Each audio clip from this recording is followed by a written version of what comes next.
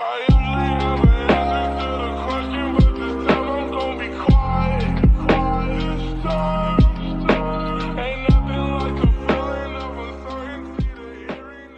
going on YouTube? xSerena here, back again with yet another episode of Yu-Gi-Oh! Duel's Metagame Breakdown, episode 18 I think this is. Today we are here with the Metagame Breakdown right before Worlds, which as I'm recording this, Worlds will be at the end of the week on Friday. Day 1 and 2 will be for Duel Links and Master Duel, and then day 3 is looking at, I think, all TCG. I'm only really going to be watching the Duel Links portion. Maybe I'll give a glimpse of Master Duel when they get to the top 4, but overall we're going to be looking at the metagame breakdown for this week. And obviously, to start off, we look at the Duel Links meta snapshot made by Bismuth. Shout out to Bismuth, who constantly makes these every week, which is pretty cool for both speed and rush. So yeah, let's begin. So coming in at the first spot, we have the 14.29, we have Utopia, which is kind of understandable. Utopia is pretty good now because stuff like Shaddoll are dropping Nibiru, so that was one of its huge counters to it. And it can still obviously make a very insane endboard going first, as we've talked about before. Then we have coming in the 2 spot, we have a 16.2, we have Despia, and 10.2 with Shaddoll. Understandable. I do think that, in my opinion, I think Shaddoll is a little bit better than Despia. Despia feels like you're just cooked when they have DD Crow, and they DD Crow your branded and red target. Like, yeah, you can still recover after that, but it's not as good compared to Shaddoll, where you can just keep going. It's such a good grind game, and it's not as straightforward as Despia. Like, Despia is just, okay, you make Tax Dragon, okay, the next turn you make the first Dark Lord. So yeah. Next we have, in the number 3 spot, we have Gusto, with 8.9, Sky Striker with 6.8, Ra with a 2.65, Chimera with a 2.4, Crystal Beast with a 4.45, Ancient Gear with a 2.15, and Resonator with a 1.15. Interesting. Yeah, Resonator, in my opinion, I wouldn't, well, we'll see when we get to the tier list, but personally, in my opinion, I don't think the deck is tier 3. It definitely is strong, but, like, I don't know if it's enough to still carry it in tier 3. Gusto is good. Sky Striker is really good. I think it's a really underrated deck going forward, and hopefully it will probably be Seek play at Worlds, I'm thinking.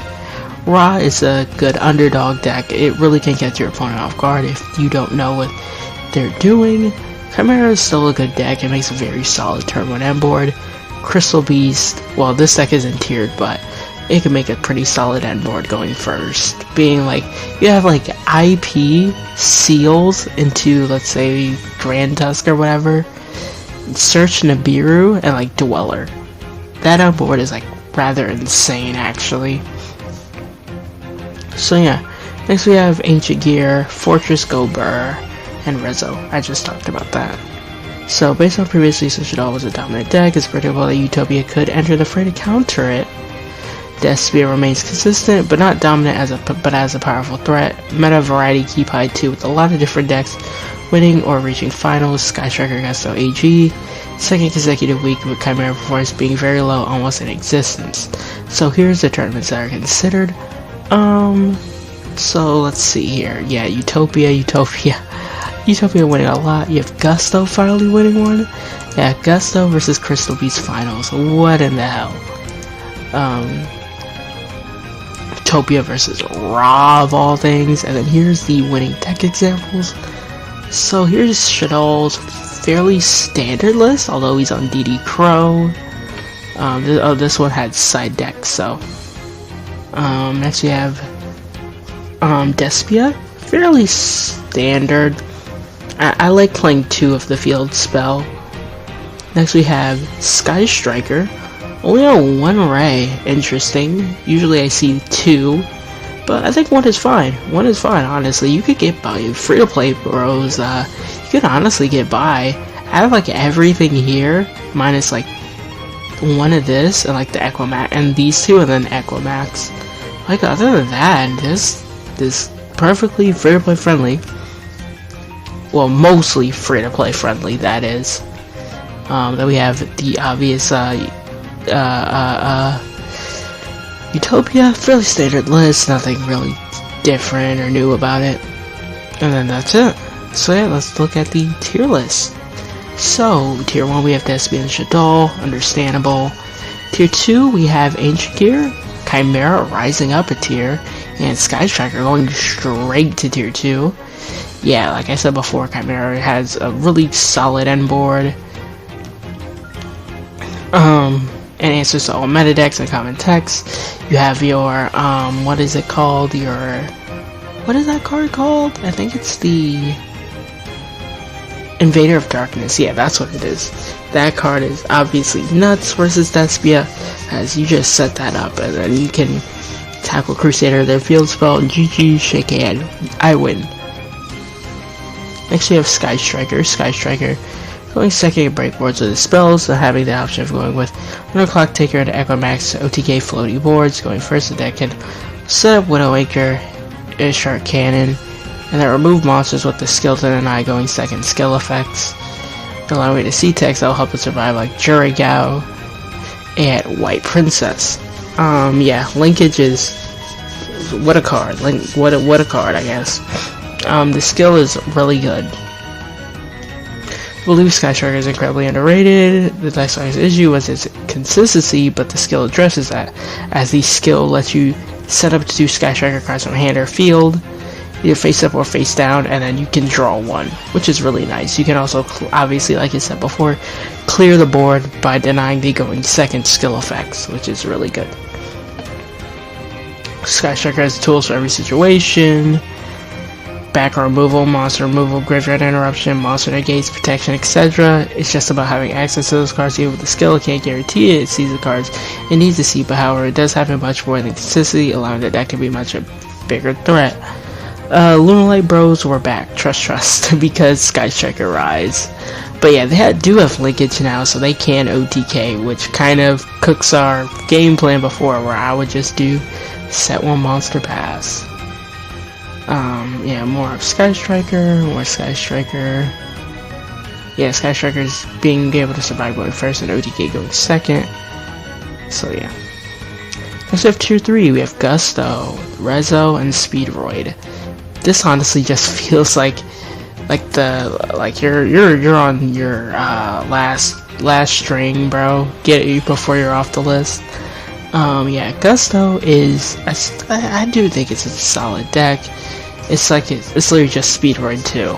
I don't really have much to say. And they put a whole reason. I think it's funny that they put a reason why Rezo still belongs on the tier list, because the past few weeks I've been seeing a lot of people being like, oh, this needs to be taken off the tier list, which is kind of funny to me. So here they put versus Despia going first. Rezo has Soul Resonator's protection, Hot Red Dragon Archery and Abyss to blank a fusion spell, and an indestructible Red Nova to negate attacks, Buster Dragon. So you can stop your Condemned Dark Lord and the first Dark Lord plays. Anti-Despia attacks like MST or DD Crow, Fiendish Chain going second, provided by the skill to negate the mask. Then you have Utopia, has answers to double with Fiendish Chain, Hot Red RDA Abyss, Rank Up Magic Denial with Buster, Fiendish Golem for extenders, OTK Denial with the Red Resonators, Massive Life Point Gain, C-Tex.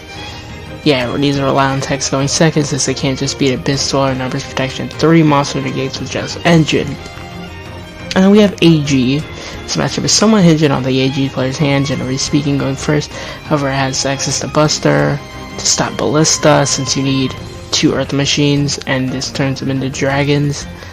Insurmountable Red Nova Dragon, Hot Red RDA for the first Fortress, Fiendish Shade for Dark Golem, Tanker, or yeah, Red Resonator for additional survival tools, and then other attacks. But personally, I think that Rezo is just falling off. Like, I think it's just a rogue deck now. But it definitely can compete, and I do think it is going to be a deck you see at Worlds, because Worlds you need, I think, 3 legendary decks, which is 3 decks with a legend skill, and then 2 archive skill decks. So this is a meta that we're looking into going into Worlds. I think this current format is fine. It definitely does need some tuning to get out the floodgates. Like overall, I've been enjoying it lately. So I feel like all these decks you're going to be seeing at Worlds in some sort. Like your definitely going to be seeing Despy and Shaddoll. Ancient Gear, might be seeing that. Your Chimera, definitely. Sky Striker, baby. Whew, sorry about me yawning. Utopia, definitely. Gusto, maybe. Resonators, and then Speedrun, definitely. So yeah, let me know your thoughts on everything down below. If you leave a like, comment, subscribe, all that. Follow me on Twitch. Join the Discord down below. And yeah, my name's xSerena, and I'm out. See ya. Peace. Hold up, 777. Hold this bitch back like I'm double heaven. Hold up, triple deuces. Hold that bitch up, we got all the juices. Hold up, speak to heaven. Eat that by my mama, demon made it. We body chill, at least I want body.